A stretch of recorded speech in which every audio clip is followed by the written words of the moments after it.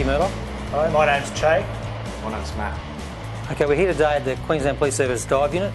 The diving unit conducts diving operations in accordance with Work Health and Safety Act, the Work Health and Safety Regulation 2011. We use the code Australian Standard 2299 as an occupational diving code of practice.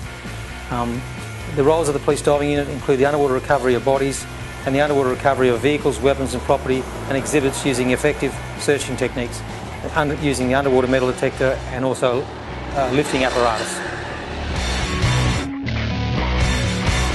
My name's Che, I'm from the Police Divers and I'm going to talk to you today about the diving equipment we use. Okay, this is our standard scuba set. It's a bit different from the standard scuba set that you'd use on the weekend to dive a shipwreck. The main difference with police diving is when we go down diving, 90% of the time we have no visibility, so we can't tell when we're going to run out of air. So to counter that, we have two cylinders. So we'll breathe down our main cylinder. When we feel the restriction, when we run out of air, then we'll switch our gauge and that'll go to our reserve cylinder. And that's our signal to surface. So that way we never run out of air. Also, when we dive, we use a full face mask. This enables us to talk to the surface through our communications, and it also prevents contaminated water getting in our mouth and our nose. That's our scuba set. Scuba stands for self-contained underwater breathing apparatus. Another type of diving set we use is SSBA. That stands for surface supplied breathing apparatus.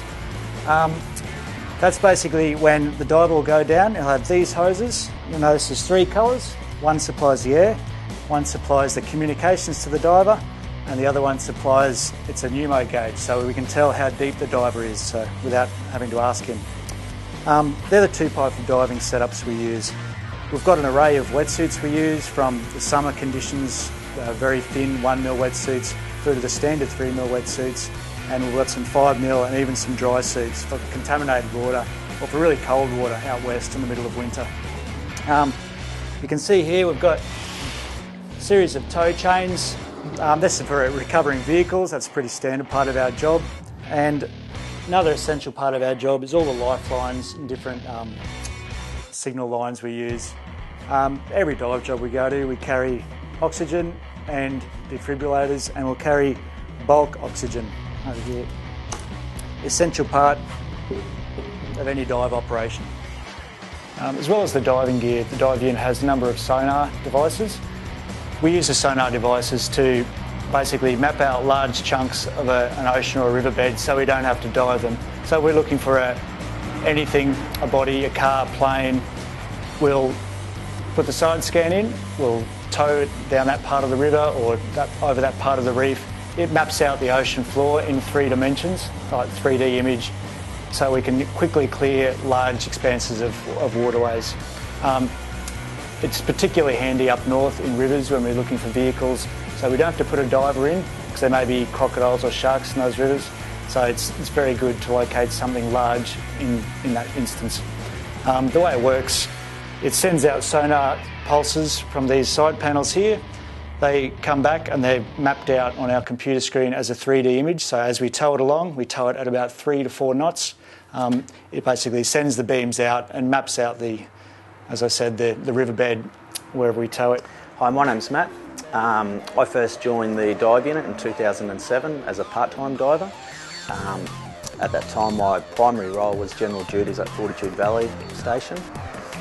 The role of the part-time diver is basically just to assist the full-time diving unit in diving capability. So if they need an extra diver, you're available to them. So you always got to be available on call for any sort of emergent jobs. The full-time diver maintains the equipment. The dive unit's role is quite dangerous. The reasons joining the divers, I guess it's a personal challenge. I've always had an interest. Most of the divers have always had an interest in diving, interest in water activities, and it's incorporating those challenges and those enjoyments with your work life. Obviously, this sort of diving isn't recreational diving. It's a lot more dangerous. You are diving in black water. But I guess the reason I joined is personal challenge and just to you also need to maintain your fitness. So it's, you know, maintaining your fitness, having that interest in diving, and just the constant challenges of everyday challenges of being a diver in the dive unit. Right, so to give you a demonstration of what we do, we can head down to the wharf and we'll get in a dry suit and show you what it's all about. So what happens before each dive? The diver would check all his equipment. He'd build his own scuba set. He'd check his ARGA full face mask for functionality. He'd check his own harness. He'd check his own dry suit prior to donning all the equipment. During the donning drills, which was putting all the gear on, the attendant assists the diver getting fully dressed and does all the initial checks on the diver. Okay, he puts the weights in, turns the gas on initially, does all the function tests, for the breathing function tests. Once that's completed, the supervisor, myself this morning, will go over and do all those checks again. So the checks are done 3 times, once by the diver himself, once by the attendant. Once they're happy they're functioning, the supervisor goes over and does the final checks on the diver before he gets put in the water. Okay, prior to this all happening, risk management is done on the dive site. Obviously work under Works Health and Safety, the Work Health and Safety Act and the Work Health and Safety Regulation. So prior to any dive in any of the environments we work in, the supervisor has to come down and do a full risk assessment on the dive site, and that has to be signed off by all the divers that are going to be operating and the surface attendants that are going to be operating on that site. So this morning what we're going to be doing is searching for a weapon. Normally, years ago we used tactile search methods. Now to speed up the search, when we know it is a weapon and it's got metal parts, we'll use a metal detector, an underwater metal detector. That allows us to clear a bigger area a lot quicker. If we don't find that weapon then with that metal detector, and we've searched that area a couple times and we have definite good intel that the weapon went in there, we'll resort back to a tactile search digging into the mud. The metal detector can shoot into the mud at least a metre into the mud or into the sand. We get the diver into the water, in the water go. We'll keep the diver on the surface. Diver on the surface indicating well. Diver looks to the supervisor.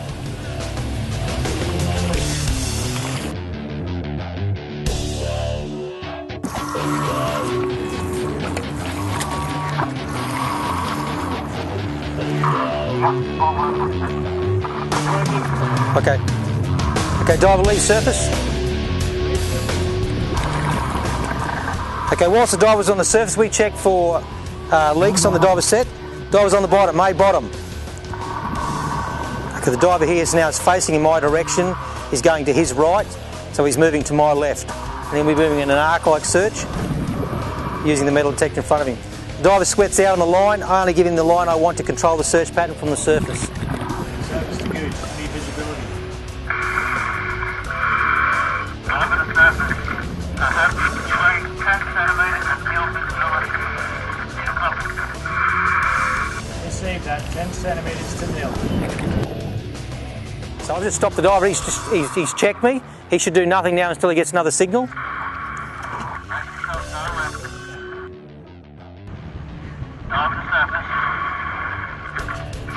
ahead, Donna. Received, 5 bells. The diver's located a firearm. We've got to understand that a firearm could be loaded at any time, and can still function even though it's wet, how long it's been in the water. So the diver's obviously going to hand that weapon up to us in the correct fashion, so the barrel's not pointing towards him, not pointing towards us.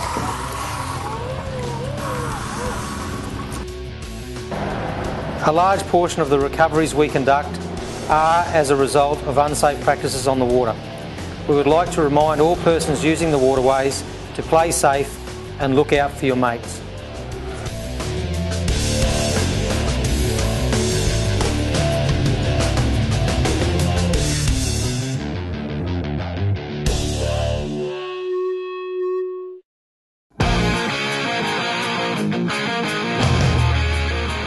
Well, that's about all we have time for. We had a blast carving up a storm, literally, out on the Pine River with Chris and his mates on the 2012 Malibu VLX Wakesetter. If you'd like any more information about tonight's episode or learn more about wakeboarding and other water sports, head over to the Boat Show website. Also, you can head over to our Facebook page, ask our experts and check out the action behind the scenes. We'll leave you with some of the highlights from our time out on the water this week, and until next time, Stay safe, have fun.